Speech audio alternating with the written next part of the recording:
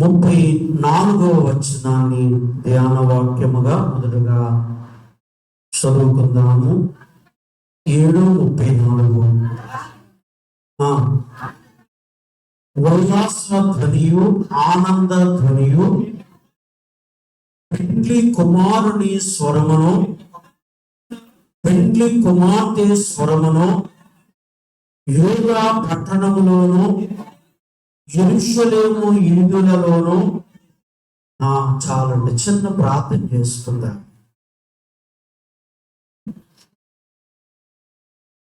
మహాకృప కలిగిన మా తండ్రి, మహోన్నతుడు అయిన దేవ, మహిమ కలిగిన ప్రభువా, నీకు వందనములు, స్తోత్రములు, స్తోత్రములు, స్తోత్రములు.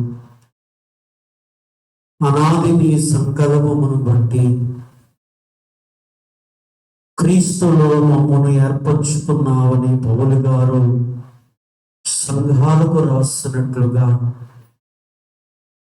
దేవా, మమ్మను ఏర్పరచుకుని నీ సన్నిధిలోనికి నడిపించుకొచ్చావు. స్తోత్రాలు, వందనాలు, మరణాతులు. దైవజనులన్నారు, దేవుడు మనలను రానివ్వకపోతే మనము దేవుని యొద్దకు రాలేము అన్నారు.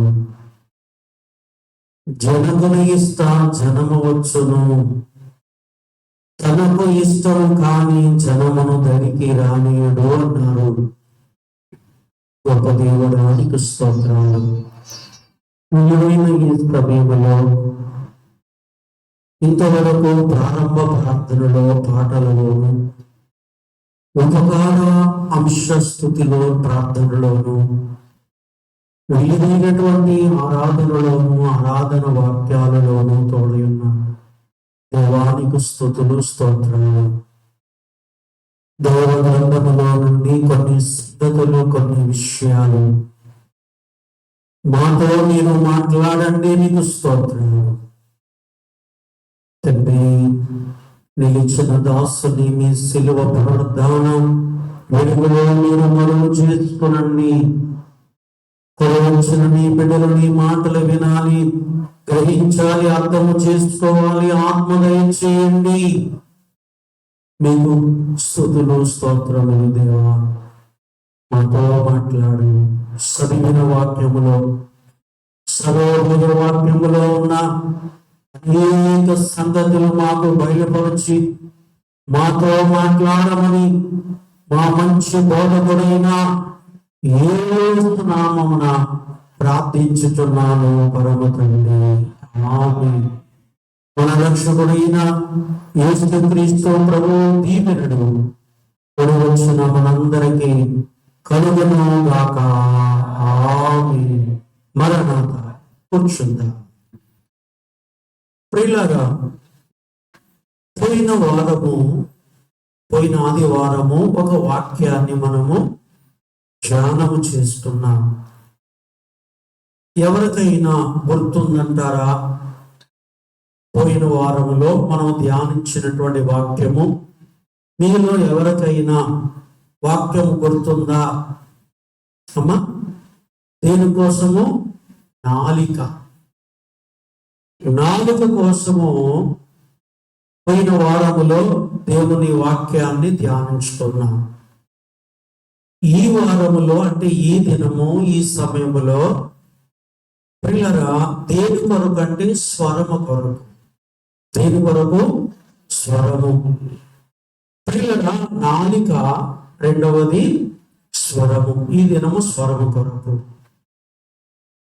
కొంత సమయాన్ని దేవుని వాక్యాన్ని ధ్యానం చేసుకుందాము. శ్రద్ధగా వినాలి. తిరగకూడదు, మాట్లాడకూడదు, అలర చేయకూడదు. కాబట్టి వచ్చేవారు వస్తూ ఉంటారు, వెళ్ళేవాళ్ళు వెళ్తూ ఉంటారు. వాళ్ళ వైపు మీరు చూడకూడదు. మనం అందరం ఎవరి వైపు చూడాలి? దేవుని వైపు. మీకు అర్థమైంది కదండి? ఎవరి వైపు చూడాలట? దేవుని వైపు చూడాలి. ఎందుకంటే మందిరానికి వచ్చాము, దేవుని ఆరాధించడానికి వచ్చాము. మనను ఆశీర్వదించేది, మనల్ని దీవించేది, మనకు కావలసినవి ఇచ్చేది, మనలను ఫలింప చేసేది ఎవరో. అందుకే దేవుని వైపు చూడాలి. ఎవరి వైపు చూడాలట? దేవుని వైపు చూడాలి.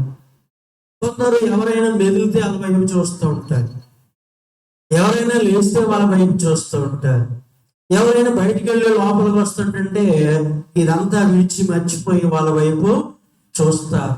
దైవజనులు అంటారు, దిక్కులు చూడకు, దేవవాక్య నిత్యము దేవుని వైపు చూడు అని అంటారు. ఏడు చూడాలట? దిక్కులు చూడకు. ఏం చూడకట? దిక్కులు చూడకు. ఇంకొకటి ఏమిటంటే, వాక్య ఆధారం లేకుండా, దైవజనుని మాటలు ఆధారం లేకుండా నేను ఏది మాట్లాడు, ఆధారాన్ని బట్టే మాట్లాడు. కాబట్టి దిక్కులు చూడకు, దేవవాక్య నిజము. ఎటు చూడాలి అంటే, దైవజనుడు అనుభవం గల వారు దేవుని వైపు చూశారు. మనము కూడా ఎవరి వైపు చూడాలన్నా? దేవుని వైపు చూడాలి. ఒక మాట ఏమిటంటే, సంఘానికి వస్తున్నాం వెళ్తున్నాం అంటే ఆశీర్వాదం రాదు. ఇక్కడ సంఘాన్ని నడిపించే దేవుని సేవకుని మాట వినాలి. వారి పురుషులు కావచ్చు, స్త్రీలు కావచ్చు, యవనస్తులు కావచ్చు, చిన్న బిడ్డలు కావచ్చు. అర్థమైంది కదండి? మీ ఒంటి నిండా బంగారం ఉండాలి అంటే, మీ ఇంటి నిండా డబ్బు ఉండాలి అంటే, ఆరోగ్యం ఉండాలి అంటే, ఈ లోకములో జీవించినంత కాలము సర్వ సంపదలతో మీరు తొలతోగాలి అంటే, ఇక్కడ సేవకుని మాట మీరు విని నడుచుకుంటేనే మీకు దేవుని వస్తుంది.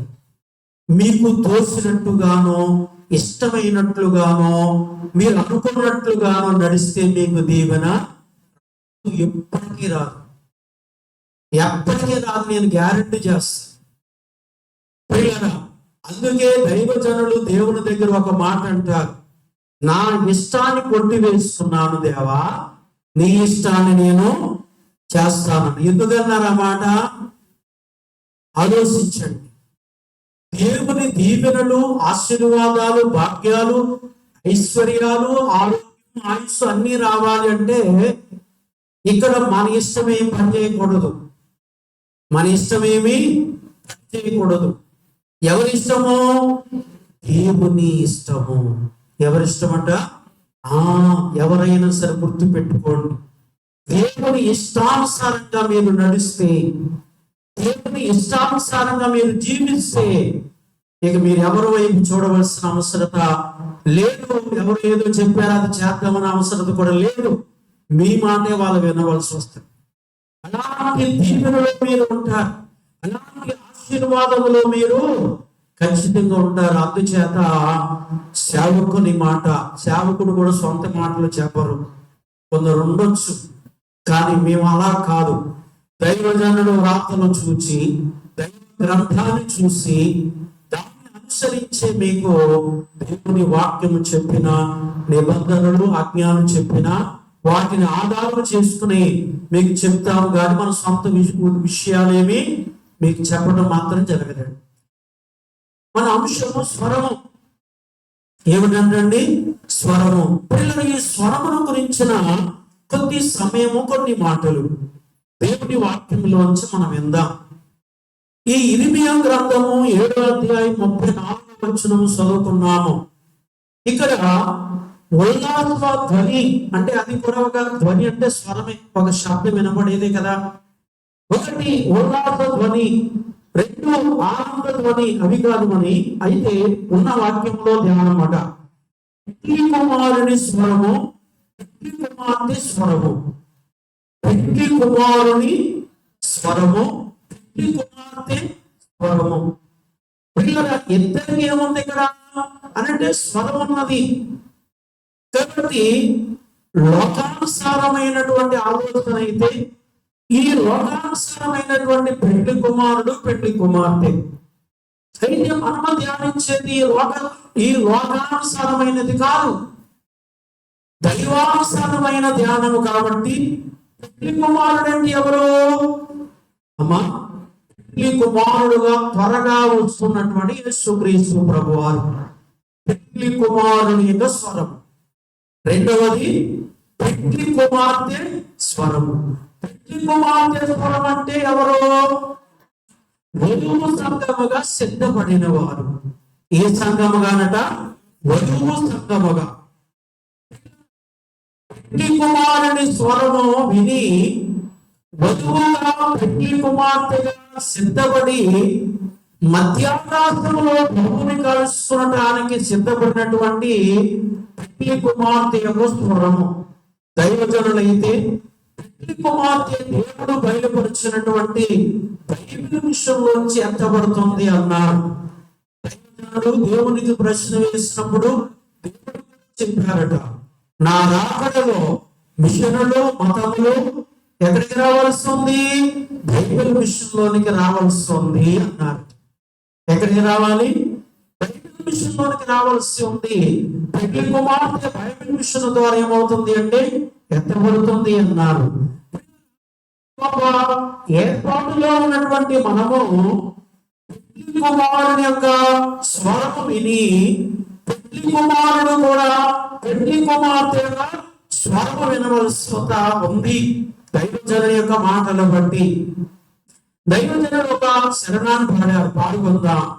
నా రాకడకు ఎదురు చూడుము, ఈ రాకడకు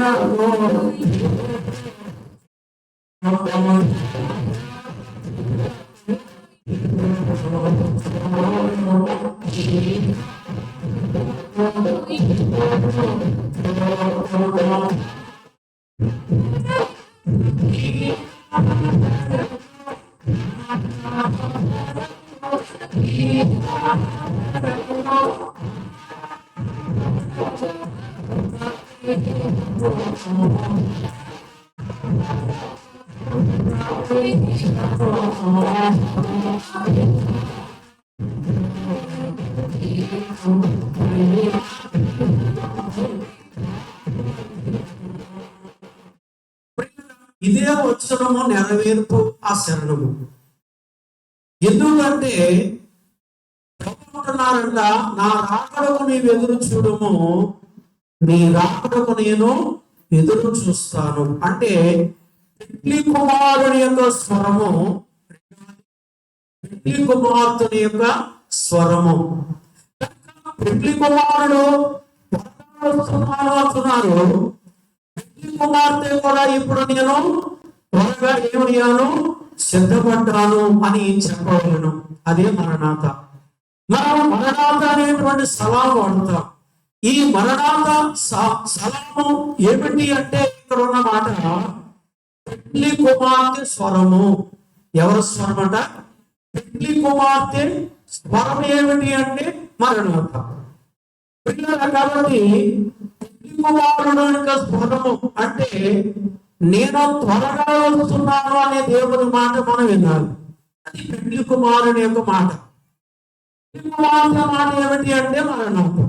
మరణాత అంటే నేను సిద్ధంగా ఉన్నాను, నీ కొరకు నేను ఎదురు చూస్తున్నాను. పెళ్లి కుమారుని కొరకు ఏం చేస్తున్నానట? ఎదురు చూస్తున్నాను అనేటువంటి మరి స్వరమే పలికే కేకే పిల్లల ఏమిటి అంటే మరణాత. చాలా మంది మరణాత అనడానికి ఇష్టపడతారు.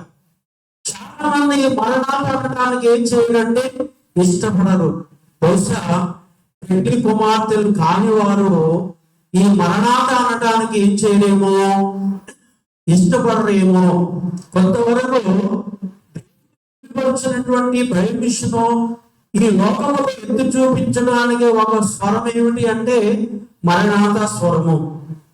కనుక మనం ఎవరి దగ్గరికైనా వెళ్ళినప్పుడు మరణాత అన్నప్పుడు పిల్లరా వాటిలో ఆలోచన ఏమిటి అంటే ఈ మరణాత అనే మాట ఎవరు వాడతారు అని అంటే బైబిల్ మిషన్ వారు, దేవుడు బయలుపరిచిన బైబిల్ మిషన్ వారు వాడతారు కదా అనేటువంటి ఒక ఆలోచన వారి యొక్క మనస్సు ఎక్కడికి వస్తుంది అంటే దేవుడు బయలుపరిచినటువంటి విషయం మీదకి వస్తుంది. ఇది గొప్ప విషయముగా మనం కూడా ధ్యానించుకోవచ్చు. నా రాకడకు ఎదురు చూడము, నీ రాకడకు నేను ఎదురు చూస్తాను.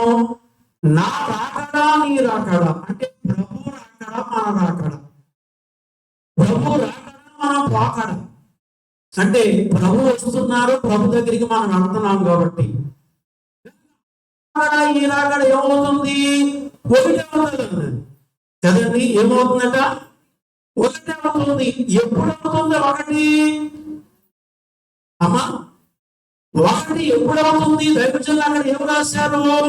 నా రాకడకు నీ ఎదురు చూస్తే, ప్రభు చెప్పే మాట అది, నా రాకడకు నీ ఎదురు చూస్తే నీ రాకడకు నేను ఎదురు చూస్తాను. వరకు మనం ఎదురు చూస్తుంటే మనము సిద్ధపడి ఆయన దగ్గరికి వెళ్ళడానికి వెళ్ళి ఆ రాకడ వరకు ఆయన కూడా ఏం చేస్తారట?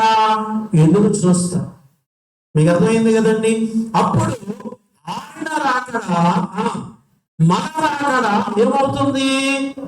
ఒకటే అవుతుంది. ఆయన ముందు వచ్చి ఆయన వచ్చి వెళ్ళిపోవడం జరగదు.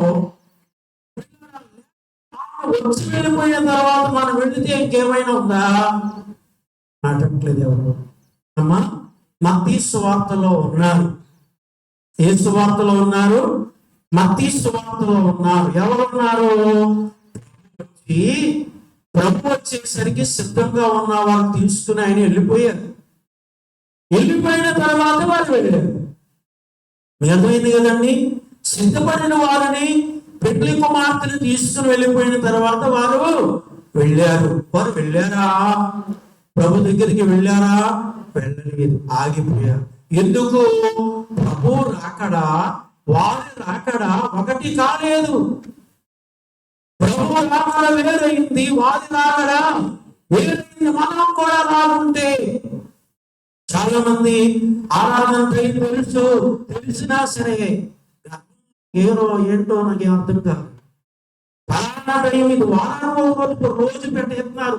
రోజు పెట్టారు, రోజు ఎలా రామంటారు? మా పనులు మానేసి, మా ఇంటి పనులు 100 పనులు, ఆ పొలం పనులు ఎన్నో ఉంటాయి, ఇవన్నీ మానేసి రోజు ఎలా రామంటారండి అంటే పర్వాలేదు. వారానికి అంటే 6 రోజులు గడిచిన తర్వాత 7వ రోజు ఆరాధన దినం కదండి. అయిపోయిన తర్వాత వస్తారు. అసలైన దీవెనంతా ఆరాధనలోనే ఉంది. అసలైన దీవెనంతా ఆరాధనలోనే ఉంది. అది మనకి మంచిది కాదు, అది మనకి ఆశీర్వాదం కాదు. ఎవరైనా కావచ్చు. రండి, ఆరాధనలో పాల్గొండు. వారానికి ఒక దినము మనం దేవుని సందుకు వచ్చే దినమంతా కాదు, 3 గంటలు మాత్రమే. ఈ 3 గంటల్లో కూడా సగం అయిపోయిన తర్వాత వస్తే ఇంకేం సంపూర్ణ దీవెన మనకు వస్తుంది, ఇంకేం సంపూర్ణ ఆశీర్వాదం వస్తుంది. కాబట్టి ఇంకా కొందరు ఉన్నారు, లోక విషయంలో అయితే చాలా శక్తిగా పెద్దల కాడ పొద్దుటే సెలవుతో వెళ్ళిపోతారు. పక్షులు, పార్టీలో ఏదో కార్యక్రమం ఉందంటే అంటే మాట్లాడలేదు. ఆరాధనంటే అలాంటి బాధ్యత లేదు. ఈ లోక సంబంధమైన స్థితులు అయితే చాలా స్థితిగా ఆసక్తిగా ఉంటున్నారు. సంబంధమైనది అయితే లేదు, ఆసక్తి లేదు. ఎప్పుడు సగం అయిపోయినప్పుడు ఆఖరికి మొత్తం మీద ఎల్లోమో వచ్చామా, ఇంకేం దీవెన వస్తే చెప్పేశాను మీకు ఆల్రెడీ. మాట విన్నవారికే సర్వ సంపదలు, సకల సంపదలు, సకల ఐశ్వర్యాలు మట్టి పట్టుకుంటే బంగారం అయిపోతుందంట. అలాంటి దీవెన వస్తుంది. ఈ సగం సగం సగం అన్నటి పరిస్థితుల్లో ఉంటే మీరు బంగారం పట్టుకొని మట్టి అయిపోతుంది. అర్థమైంది కదండి. ఏది దీవెనో మీరే చూసుకోండి, ఏది ఆశీర్వాదమో మీరే చూసుకోండి. ఆశీర్వాదం రావాలంటే ప్రతి ఆదివారము పురుషులు గాని స్త్రీలు గాని ప్రారంభయానికి ఇక్కడ ఉండాలి. ఉండి అలా నడిచి చేసి అప్పుడు మాకు దీవెన ఎందుకు రాలేదని మీరు అడగండి. అలా నడవకుండా మమ్మల్ని ఏమి అడగొద్దు. వచ్చారా, వెళ్ళారా, తందానా తానా, మాది తినాలంటే మాది తినాలి అన్నట్టుగా ఉండండి అంతే. ఇంకా నేను నిజంగా భక్తుడిగా జీవించాలి, భక్తురాలుగా ఉండాలి, పెళ్లి కుమార్తెగా ఉండాలి, వధువు సంఘానికి ఎత్తబడాలి, ఈ రోగంలో బ్రతికినంత కాలం అన్ని జీవుల్లోకి రావాలంటే క్రమాన్ని పాటించాలి. క్రమ పద్ధతిలో మీరు నడుచుకోండి, దీవెన చూడండి. దీవెన రాకపోతే మమ్మల్ని అడగండి, అప్పుడు మీ బాధ్యులు. అలాంటి స్థితి మీరంతా నేర్చుకుంటారని నీకు చెప్తున్నాను. కాబట్టి కాబట్టి అందుకే ఇక్కడ పెండ్లి కుమారుని యొక్క స్వరము, రెండవది ఎవరు? పెండ్లి కుమార్తె యొక్క స్వరము. ఈ రెండు స్వరాలు ఒకటైతేనే వధువు సంఘం ఏమవుతుంది? ఎత్తబడుతుంది. వధువు సంఘం ఎత్తబడకపోతే యేసుకి నష్టం ఏం కాదు, ఆగిపోయిన వారికే నష్టం కదండి. ఎవరికి నష్టము? ఇప్పుడు చూడండి, ప్రభు వచ్చేసరికి సిద్ధంగా ఉన్న వారు వాళ్ళు ప్రభుతో పాటు వెళ్ళిపోయారు. ఆలస్యంగా వచ్చారు కొంతమంది. ఆలస్యంగా వచ్చిన వాళ్ళు అక్కడ ఏం చేస్తున్నారు? తలుపు కొడుతున్నారు. ఇక్కడ తలుపు కొట్టడంలో రెండు రకాలు ఉంటది. ఎన్ని రకాలమ్మా? రెండు రకాలు ఉంటది. యేసయ్య తలుపు కొడుతున్నారు అనంది. రెండు, ఈ యేసయ్య వచ్చి వెళ్ళిపోయిన తర్వాత మేము పెళ్లి కుమార్తెలు అనేవారు తలుపు కొడుతున్నారు. అందుకే రెండు రకాలు మీకు చెప్పాను. ప్రభు తలుపు కొడుతున్నారు అనేది ప్రకటన గ్రంథంలో ఎంతో చదువుకున్నాం ఆల్రెడీ. ఒకసారి చూడండి, 3వ అధ్యాయం 20 వచనం చదవండి. ప్రకటన గ్రంథము 3:20 త్వరగా. అది ప్రభువు కొడుతున్నటువంటి తలుపు, అంటే ప్రభు స్వరమని కూడా అనుకోవచ్చు మనం. ఇదిగో తలుపు వద్ద నిలుచుండి తట్టుచున్నాను, ఎవరైనా నా స్వరం విని తలుపు తీసిన యెడల నా అతని యొద్దకు వచ్చి అతడితో నేనును నాతో అతడును కలిసి ఏం చేస్తామట? భోజనం చేస్తాం. ఏం భోజనం అది అంటే 7 సంవత్సరాల పెండ్లి విందు. ఎన్ని సంవత్సరాలమ్మా? 7 సంవత్సరాల పెండ్లి విందు భోజనం. అక్కడ తలుపు కొట్టేది ఎవరు? మాట్లాడలేదు ఎవరు. అక్కడ పెండ్లి కుమారుడు అని చెప్పాలి మీరు, ప్రభు అనకూడదు. అక్కడ తలుపు కొట్టేది ఎవరు అమ్మా? పెండ్లి కుమారుడు తలుపు కొడుతున్నారు. అక్కడ పెండ్లి కుమారుడు మాట వినలేనందున, పెండ్లి కుమారుడు చెప్పినట్లు చేయలేనందున, పెండ్లి కుమారుడు చెప్పినట్లుగా నడుచుకోలేనందున వీరు ఏం చేయవలసి వచ్చింది అమ్మా? తలుపు కొట్టవలసి వచ్చింది. ప్రభువు తలుపు కొట్టినప్పుడు కనుక తలుపు తీసుంటే అర్థమైంది కదా. ప్రభు తలుపు కొట్టినప్పుడు తలుపు తీసుంటే ఆ తిప్పల మీదకి ఉండేవి కాదు. ప్రభు తలుపు కొట్టినప్పుడు వీళ్ళు తలుపు తీస్తే ప్రభుతో కలిసి, ప్రభు వాళ్ళు కలిసి 7 సంవత్సరాలు ఏముంటది? విందు. కొంతమందికి విందు అనగానే లోకంలోకి వెళ్ళిపోతారు. ఆదివారం పక్షులు, పెళ్లిళ్ళు, పార్టీలు ఎడతా ఉంటారు కదండి. కాబట్టి వాళ్ళందరికీ బాగుంటది. తాగి తందనాలు ఆడే వాళ్ళందరికీ బాగుంటుంది కదా అనుకుని మనకి పార్టీ అనగానే మంచి పార్టీ పెట్టారని చెప్పి తిండి అనగానే తిండిపోతుల్లా కొందరు ఏం చేస్తారంటే ఆరాధన మానేసి వెళ్ళిపోతూ ఉంటారు. ఉన్నది మాట్లాడేస్తారు. కాబట్టి ఆరాధన సన్నిధికి ఏం అక్కర్లేదు, భయభక్తులు ఏం అక్కర్లేదు. ఎలా ఆరాధనకి వెళ్ళకపోతే ఏ శాపం వస్తుందా, ఏ కీడు వస్తుందా, ఈ వారం అంతా పని ఉండదా, ఈ వారం అంతా ఆరోగ్యం ఉండకుండా అనారోగ్యం చెప్తే మనసు మీద ఉంటామా, ఈ వారం అంతా తిండి ఉండదా, మరి ఏముండదా అనేటువంటి భయం ఉండదు కొంతమందికి. అసలు ఏ భయపడరు.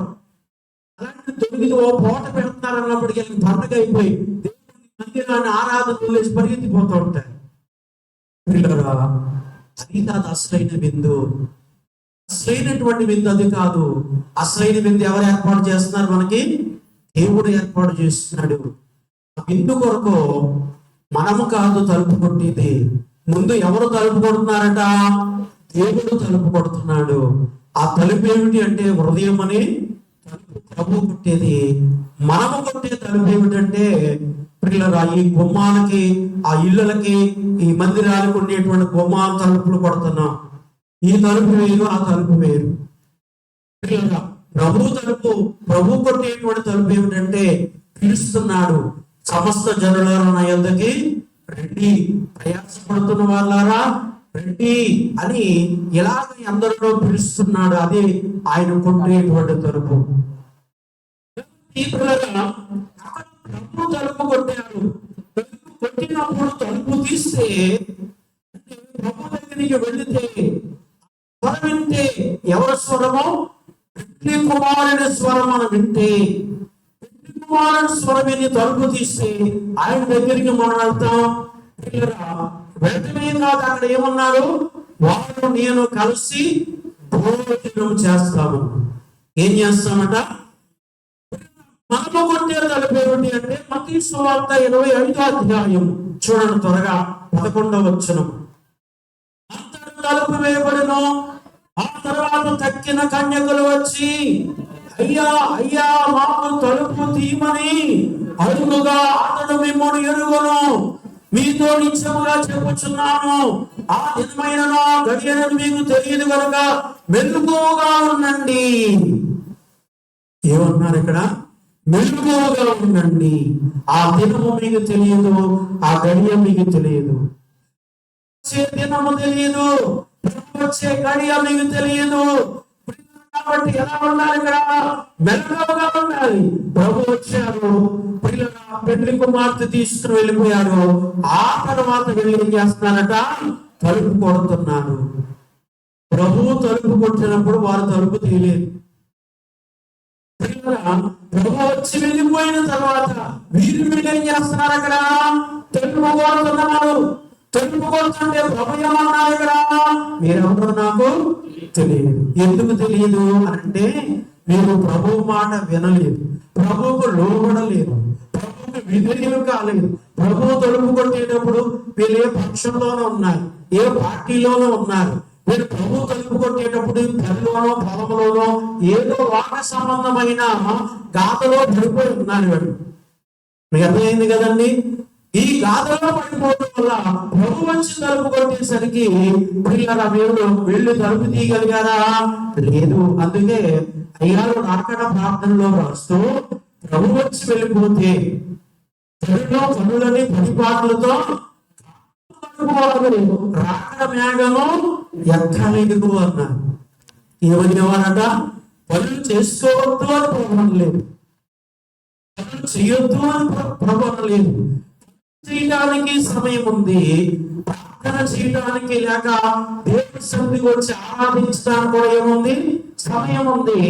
అయితే ఈ సమయాన్ని కూడా ప్రభు కోసమే, ఈ సమయాన్ని కోసం, ఈ సమయం కూడా మీకోసమే, లోకం కోసమే, నశించే దేనికోసమే తిప్పబడతా ఉంటే చివరికి అది శాపం అయిపోతుంది.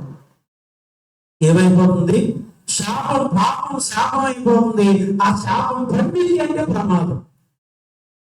అర్థమైంది కదండి? పండింది అంటే చాలా ప్రమాదం, ఇంక చెప్పలేమండి.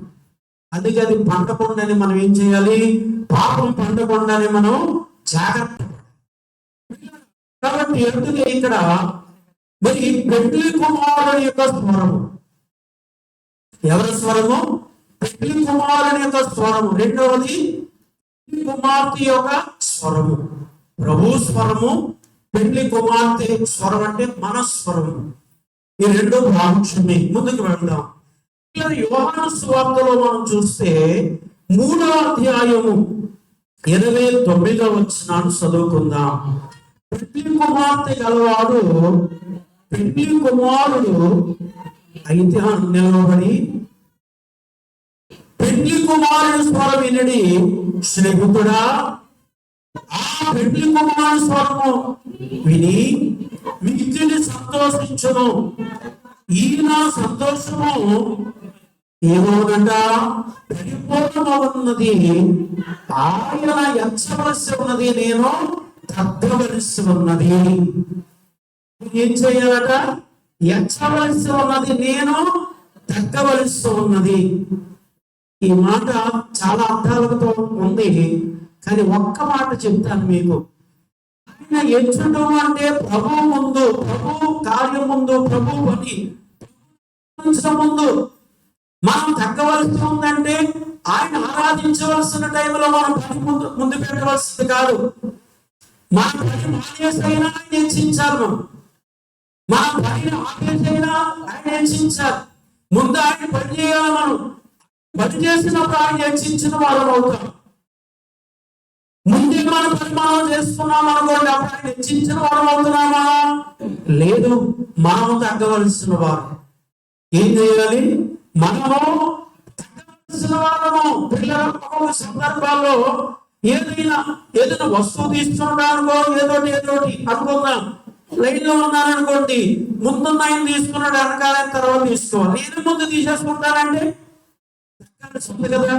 అలాగే దేవుని పని ముందు, దేవుని కార్యం ముందు, ఎవరి పని ముందు? దేవుని కార్యం పని, దేవుని కార్యం ముందు. కాబట్టి ముందు దేవుని హింసించాలి పిల్లరా. అందుకని ఇక్కడ చక్కగా రాశారు, ఆయనను ఎచ్చవలసి ఉన్నది, నేను తగ్గవలసినది. ఆయన రెక్కల క్రింద ఈయన మనస్సు కలిగి మనం ఉండాలని వాక్యంలో ఉంది. ఎవరి రెక్కల కింద? దేవుని రెక్కల కింద. లేకపోతే ఏం జరిగింది అని అంటే, బహుశా కోడి పిల్లలు ఉంటాయి. ఉండవు. కొంత నిద్రపోతుందని అనిపించింది నాకు. అమ్మా, ఈ పట్ట పగలు ఈ మిట్ట మధ్యాహ్నం నిద్రపోతున్నారు అంటే అది మామూలు సైతాను కాదు, గండు సైతాను. మిమ్మల్ని దిగి నిద్రించి, మీరు కాదు, మీకు నిద్ర వచ్చేలా చేసి మామూలు సైతాను కాదండి. ఏం సైతానట? గండు సైతాను. అందరూ చెప్పండి, ఏ సైతానట? చాలా ప్రమాదం, జాగ్రత్త. ఏం చెప్పారు మీకు? కోడికి పిల్లలు ఉన్నాయి కదండి. పిల్లలు ఎందుకు పోతారు? గెత్త వచ్చింది. ఎవరు వచ్చారు? గెత్త వచ్చింది. అప్పుడు ఈ పిల్లలు ఏం చేస్తాయి? కోడి ఏం చేస్తుంది? రెక్కలు ఇలా చాచగానే అవన్నీ రెక్కల కింద వచ్చేస్తాయి. అప్పుడు కోడి ఏం చేస్తుంది? రెక్కలు మూసేసి దాన్ని జడిపిస్తుంది. నేను రెక్కల కింద ఎలా ఉందనుకోండి, ఎవరు అమ్మా? కోడి పిల్ల. ఏమైంది ఇప్పుడు? గెద్దొచ్చి పేకట్టుకొని వెళ్ళిపోయి తినేస్తుంది. నశించిపోయిందా లేదా? తగ్గకపోతే మనం కూడా అంతే. అర్థమైంది కదండి. ఆయన రెక్కల కింద మనం లేవనుకోండి, మనం తగ్గలేదనుకోండి, ఆయన హెచ్చించలేదనుకోండి,